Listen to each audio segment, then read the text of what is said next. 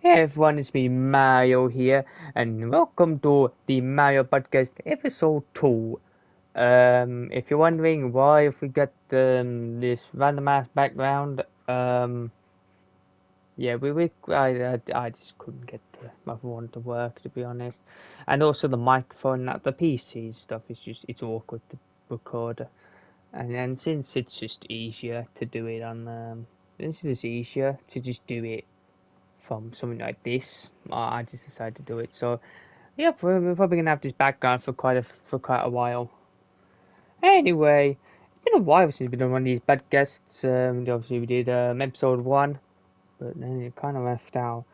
Even then, like the build up to episode 1 was like it took a long time, but finally it did happen, and then it just kind of went silent. But now we're back, and hopefully we can do a few more before the end of the season. But anyway, I'm joined here by Yoshi, Knuckles, and Tails. So say hi, Yoshi. Hello there. Say hi, Knuckles. Hello. And say hello, Tails. Hello, everyone. And it's me, Tails. Right. I'm going to talk about quite a few stuff actually today. Um, Quite like Premier League stuff, because there's been quite a few match days in both the Premier League and the Championship. You might have a match day in the Champions League as well since we've last done this podcast series. So anyway, I want to look at some of the more memorable results from the Premier League first off, and then we'll move on to the Championship. First of all, I just want to say, um, did anyone watch that Liverpool versus Leeds United game on match day 19 of the Premier League? Because woohoo! It was quite a crazy game, to be fair. Yeah, I watched that one actually. It was quite yeah, it was quite crazy, to be fair. At the beginning, it was like any team could win, but at near the end, it was like Leeds United just had the game covered and stuff, and it's like it's unexpected from a derby game, and because they literally beat them 7-3 at that point, and it's like how? I mean, even for a derby game, I mean Leeds United on paper should not be as near as competitive as Liverpool, to be fair. And it's crazy, ain't it? Yeah, it is crazy. Crazy, but that's the stuff that we love about football, because sometimes you just don't want the bigger teams to always beat all. I mean, the fans want to. I mean, the fans of those clubs want to see that, but the individuals and all that. But to be fair, I will tell you now, it was been a rough day for Brighton Hove Albion as well.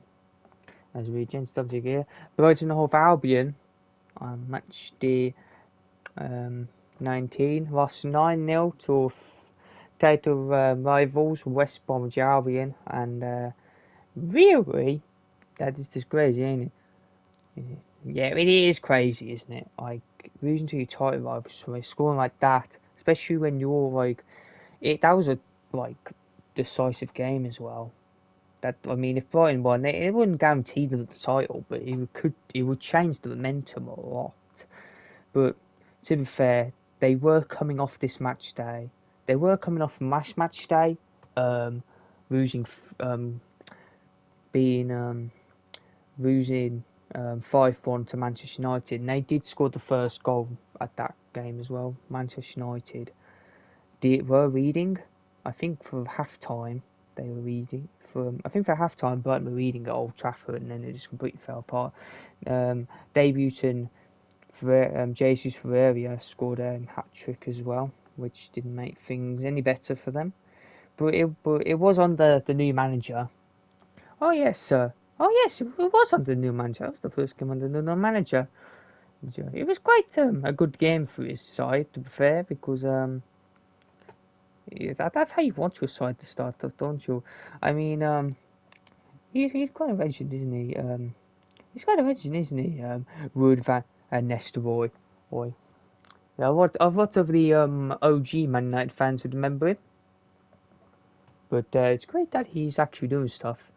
It's great that we can actually see him. You can actually see him making a difference at Manchester United. He's even using Sir Alex Ferguson's old tactics, which is pretty good, and that seems to be working as well. And also, latest match day of the Premier League as well. Let's have a look. And I have seen a few of the games, including West Bromwich Albion destroying Manchester City. I mean, I think if Manchester City was still in, like, if Manchester United, sorry, Manchester City, not Manchester United, what am I talking? Right, anyway, if Manchester City were in the form they were until they started losing, then I think this would have been a way more competitive game, and way more decisive as well. But no, because Manchester City is in all this trouble and stuff. West Bromwich Albion is just swapping Surrey. I mean, everyone is swapping Man City, Surrey around here. Even Leicester City swapped them Surrey, and there was like Leicester in the relegation zone. Or Manchester United were fighting for the title until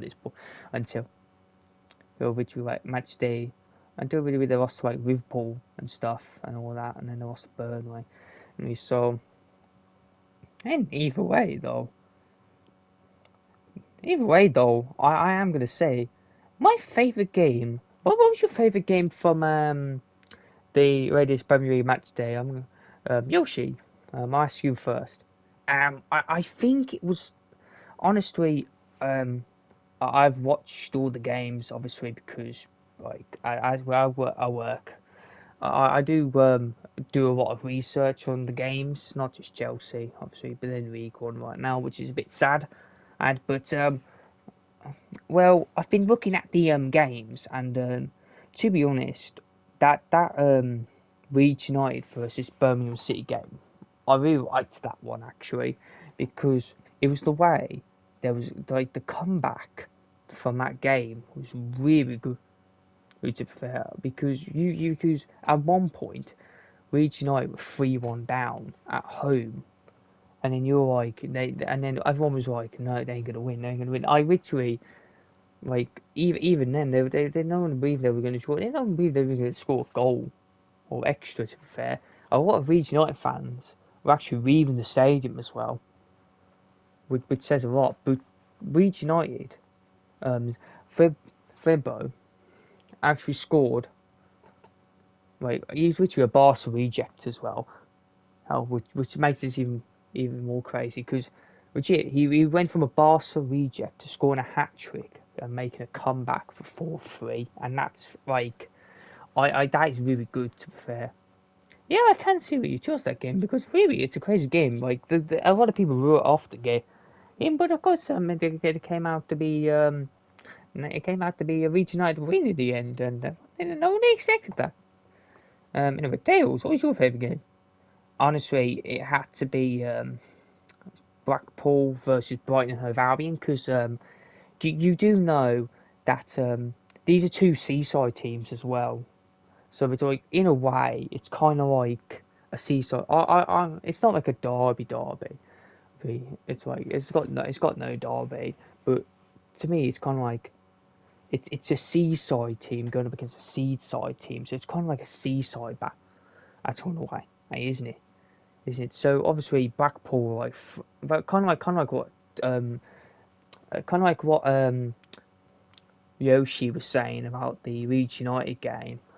Blackpool looked like they were running away with it, um, but then in the first half itself, really, it was literally, it was literally Blackpool were leading 3-1, and then Brighton scored 3 goals to lead 4-3 just before the half-time whistle, and then they scored another one to lead by a 2-goal gap, and then um, obviously we all know the Blackpool fans went crazy. I'll tell you this now, they were absolutely mad because their team was absolutely they were they were the shambles. They were The Blackpool fans got so angry. Some of them even jumped onto the pitch. They were throwing flares around, and that the game had to be abandoned just because of what was going on.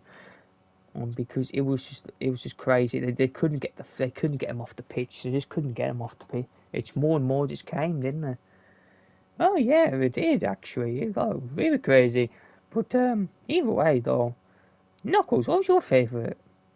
Uh, Arsenal, Arsenal versus Wolves because like it was a big score on. To be fair, like it was a bit more competitive than the West Brom versus Man City game. Man, West Brom just ran the whole show, but Arsenal, it's like they weren't leading. I'd say like they weren't like dominant, but they were like dominant in the scoreline kind of thing, where they were able to score all the goals. But still, Ruben had to make a few saves for us for Arsenal, and of course, it's good to see that even though the scoreline says Arsenal battered them, it's still there's still quite a bit of entertainment on both sides of the pitch, really. Yeah, I can agree with that. But of course, it's of course like you talk about games and like on lots of games. Like it's so hard to pick a favorite game. I think, in my opinion, because it's like it's like trying to pick like picking your favorite game, picking your favorite match in like entire football is like trying to pick between like your mom or dad, like whether you love like who you love more, like your mom or your dad. Like that's a really hard decision to make, like because first of all you got to like there's so many games in history. Like this is just goes on forever, ever, and also like so much drama and all that, such different drama, and like you can like so many of them, but in the end you have to pick one of those games, and it's like yeah, like really, you just have to pick one of those games, and it's literally like it's crazy, ain't it? But anyway, on to the EFL Championship, and well, the EFL Championship has played quite a lot more games than the Premier League, of course. We all know the Future Championship schedule thing, after all. It's quite a crazy schedule, actually, but let me just tell you this. One team that is definitely getting relegated, I'm going to say this now, it's going to be Derby County. Derby County is getting relegated. I'll tell you this now. I will tell you this now because 4 points, not good enough, and really, it's like Derby County is just awful. I mean, I watched that game against Fulham, and it's like, what's me doing? I watch any game versus Derby County, and it's like, what are you doing? Are you afraid? Are you afraid with the ball or something? Are you even professional footballers at this point? Because why are you this scared on the ball? At least it feels like, they're scared on the ball because they literally don't even do anything. And it's like they just throw everything away, man. They just don't know what they're doing with the ball. And it's like whenever they got the ball to their feet, it's like they just don't even know what they're doing. I mean, like there's no service up top. There's nothing. Okay, and even when there's service up top, it's not really that good, is it? Not that good at all. It's absolutely terrible, isn't it? But one game I did watch that was pretty entertaining was Fulham versus Brentford on match day 24. That was an entertaining game because the drama of it being a derby, and oh my goodness. I mean, Brentford red, and then Cabano scored that beautiful goal outside the box. I mean, it was a beautiful goal. Or from outside the box from Cabano. Well, and I think that was the game. Was that the game where he came back as well? Maybe that was the Sheffield one. Maybe that was the Sheffield United game, but I'm not sure. But I think that was the game where Cabana came back from his red card suspension. But anyway, um, yeah, I just think I'm gonna say this now, probably an unpopular opinion, but EFL Championship is the most competitive league in future football. Oh, I'm gonna say this now because there's so many surprise results. There's so many games that can be so tight, and even when there's not games like that, there's high scoring games. You don't just get like in the Premier League. I think there's a lot of high scoring games, but in the EFL Championship, you get a mix of like upset.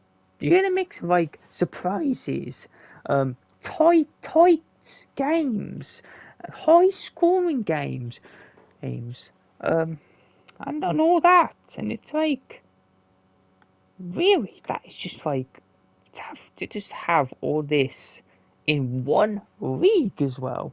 It's just awesome, isn't it? To be fair, I can't agree with you on that, Mario, because I even know what people would say. Obviously, would probably say different, but it's like it is pretty competitive, isn't it? Obviously, the Premier League's like it's a big league and all that, and it's like it's some say it's most competitive in the world, but like the Championship is like for those who like want tight tables as well. Like the Championship table is so tight right now. And in the Premier League, it's like it's tight, but it's not really as tight, is it? See, and it's like the Championship. It's really good. Like honestly, it is. Yeah, yeah, but I do like.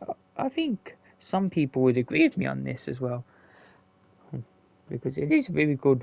It is really good as well because you get so many of those upsets as well, and it's like it's absolutely awesome. Like every team is so physical, and it's really good. Anyway, match day 3 of the Champions League happened. Um, I'm just as surprised as you are, to be fair, because how long has it been since we had a Champions League night? I mean, really? But I have to say, there was one, or maybe even actually two surprises in there that I'm going to say now. FC Bayern Munich lost 2-0 to SL Benfica. Now, let me just tell you this now, SL Benfica did not win a game against Bayern Munich in their whole history. It is the first game, and let's say this now, the first game they've ever played where they've beaten Bayern Munich, and literally, I'm just going to say this now, both substitutes, both defensive substitutes. SL Benfica had two substitutes, and they were both defensive subs. And they both scored from inside the box. And it wasn't like from a corner or anything. They were just both just chilling in the box. They literally just both like Fezzimen, or however you say his name. Fazimeno. No, he was literally just chilling in the box. And then he just tapped it home. He literally just got the shot off and just scored. And then Nicholas Ocamenti was also chilled in the box, and then he was the one to just tap it home as well. Just got the winning goal for SR Benfica, and it's like, my goodness, how? Just why are they even up there? But to be fair enough, they're up there to make some good impact at the end. So pretty good, ain't it? Anyway, um, the other shocker as well was probably Lech Posen against Juventus, because we all know, I think, hopefully we all know, that Robert Lewandowski had moved back to his boyhood club, Lech Poznan. And obviously, Lech Poznan is where he had his breakout and stuff, and then Borussia Dortmund bought him, and then he had all this, and he became one of the best players.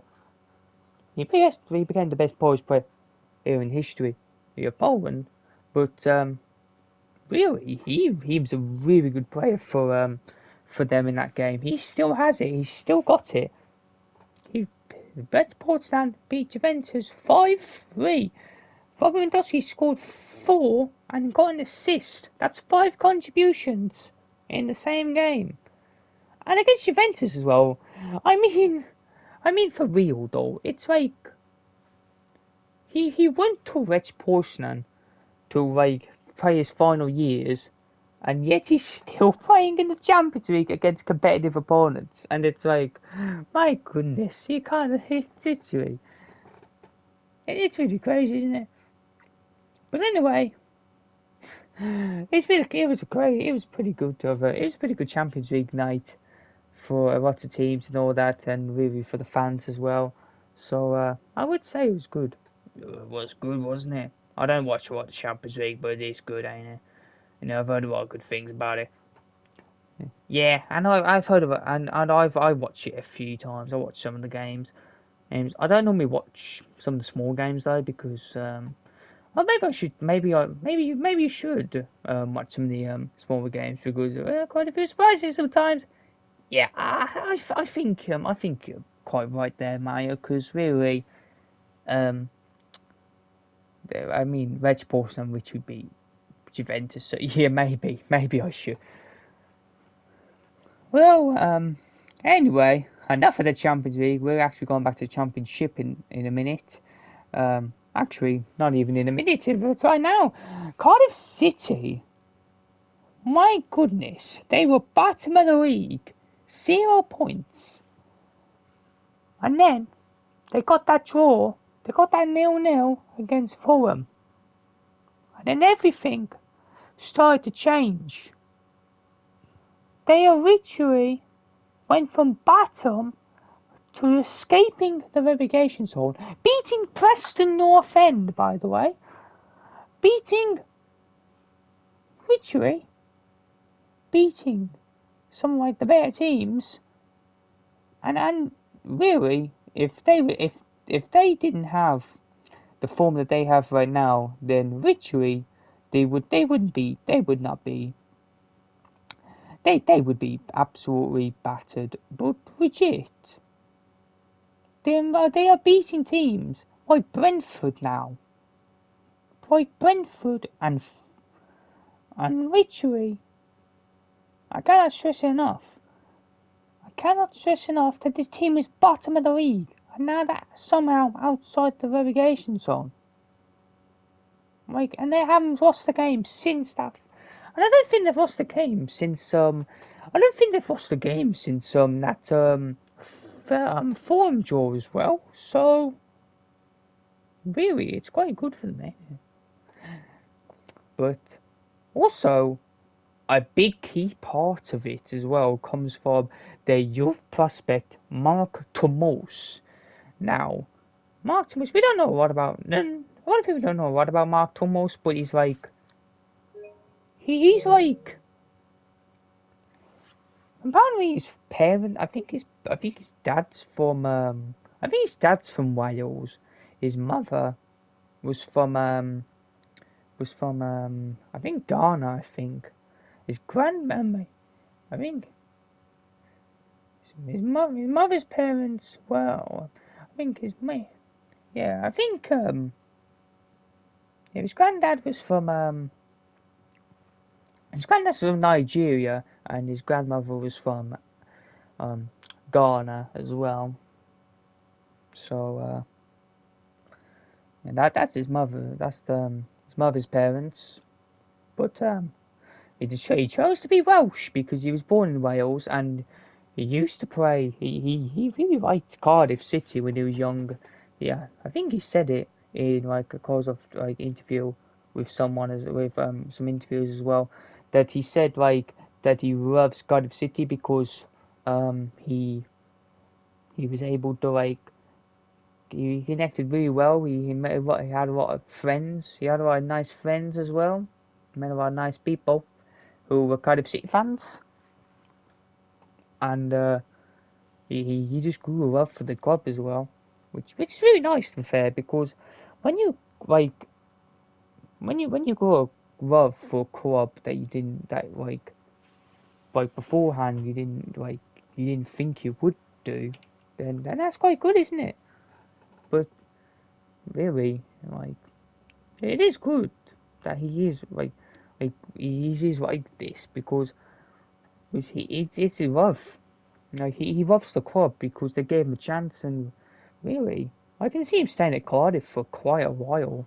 even if they don't get promoted next season, and none of them don't get promoted this season because really they might make a playoff, but well, they could sneak in, but I don't think they're gonna get promoted at this stage because they did have a bad start to the league before this point. So whatever they are, yeah, they definitely aren't, are they? I know they're not. Hopefully, I've got to see things. They hopefully say I'm wrong, but I'm gonna say it now. I don't think they're gonna get promoted this season. But maybe next season, but not this season. On to on to Chelsea's struggles now, and we've talked about Chelsea before, but it's gotten even worse. Their debt is absolutely crazy, and I think Yoshi, you are a Chelsea fan, so yeah, this is quite this is quite a new role for you, isn't it? Yeah, I can say this is quite a new low, but it really you can't say other than just say like it is their fault. Like I'm a Chelsea fan, but it's their fault. It's their owner's fault. Todd Bowley didn't know what he was doing. Like so, like the Chelsea manager as well he was like Lewis Potter. Like I think that was his name. Was his name Lewis Potter? I think his name was Lewis Johnson. Oh yes, Lewis Johnson. So, you see, I couldn't even remember his name. Like he's that bad. But Lewis Johnson, he's not even French, by the way. He's literally like his parents were born in like his parents were just are English. His grandparents are English. He just decided to be French because yeah, for no apparent reason. He didn't even have a passport, so I don't even know how that worked. But yeah, either way, Chelsea, they've done this to themselves. And as a fan, I can feel like it's sad, but you have to be real. They've done this to themselves, and it's really like they deserve to be in. Like, we deserve to be in League One. We deserve to be in the EFL National One because it's really bad at the moment, and literally we've done this to ourselves. Yeah, yeah, I'm quite a fan that you're not even. I'm quite a fan that you're actually not backing your team quite that much. Well, why would I? Because they're no, they're doing this themselves, aren't they? Yeah, yeah, yeah, they are doing it themselves. I mean, Chelsea, they're blue pound ball jobs, aren't they? Yeah, I mean, like literally they are, but literally they literally are. But like really, it could get even crazier for them. They probably could get relegated. They are right now fighting a relegation battle, but it's like, yeah. So either way, um, you just gotta hope for the best, don't you? Yeah, you gotta hope for the best. I have to hope that my team can get back now. Not with Todd Bowley though. He's a bit of a fraud. Yeah, I can agree with that. He's definitely a fraud. He's American as well, so doesn't know a lot about the sport. Anyway, on to Derby County, and let's just say it's now. Derby County is just awful. I mean, I talked about them earlier, and it's like they're awful. Like that's all I've got to say. They're awful, awful. You're absolutely awful, awful Derby County. Anyway, on to we're gonna see now. Sheffield United as well. I mean, they have literally been accused of fraud. Like they've literally been accused of money fraud. Yeah, they've literally have as well. Oh, I've seen the news and stuff. Yeah, yeah, I've seen it as well. Oh yeah, well literally they are literally like it wasn't Sheffield Wednesday as well. Oh yes, it was actually. Sheffield Wednesday accused them of fraud and unannounced. Sheffield United have been found guilty of fraud. Still yet to be punished, but they have been getting a few fines, and they are in a pretty nasty situation. I mean, didn't their left back Roney join Sheffield Wednesday as well? I mean, that it's gotten so bad that one of their players has literally decided to go down a division to play for their rivals, Sheffield Wednesday. Which is fair. Which is fair, actually. Fair enough, because Sheffield Wednesday is actually top of the league right now on the EFL National One, so fair enough. But either way, Sheffield United have to deal with it, don't they? Yeah, they've got to deal with it, because if they don't, then it's gone bad, hasn't it? Yeah, they have to deal with the fraud. On to the last thing of the day. This is the last thing on our football podcasting list today. Swansea City. Yep, they're back. They're back to broadcasting. They're back on broadcasts and all that. So beforehand, I think they did get kicked off, didn't they? They got kicked off they got kicked off for the broadcasting for the Village Premier Top Division just because of how bad they were, and the fans were really not interested in Swansea City. To be fair, maybe even Swansea City fans were like, "No, I'm fed up with this, and I'm not going to watch it." But it's like, fair enough, ain't it? But they're back now after getting a few not like terrible results and stuff like that, but decent fought battles and all that. I mean, they got a draw with Spurs, so not that bad, is it? Even though Spurs are pretty bad themselves, but still pretty good, ain't it? To be fair though, Swansea City haven't signed a lot of free agents, haven't they? Yeah, I can agree with that though. They have been signing a lot of free agents. The owners of Swansea have really not done a good job. Like, the owner of Swansea City is just really bad, isn't he? Yeah, well, he is, isn't he? Because I've been, obviously, like, I live in Brighton and stuff, so I'm not normally, I'm normally doing my research on, like, Brighton stuff and all that, because it's like, I do commentate at the MX a lot. But Swansea City, I did see that they signed the free agents, and they legit, a lot of them have only signed 1 year contracts as well. So if they don't get the money to like re-sign them on like higher contracts, then like they're gonna lose those players, and it's gonna be like, what was the point of that? Well, yeah, obviously, because it's like you sign the free agents. I mean, they are free, but it's like you've signed a lot of free agents. They take up the wage bills and stuff. And then you've only signed them on the 1 year contracts, so you're gonna lose them on free transfers anyway. If you don't re-sign them, and obviously it looks like they're gonna get relegated, so it looks like they're not even good. It's not looks like because they're not even gonna get as much, not gonna get much money to even re-sign the contracts. And yeah, I literally get it as well. Like they can't. Like they will get, if they get relegated, they ain't doing it. They are not getting that money. They're not getting that money back.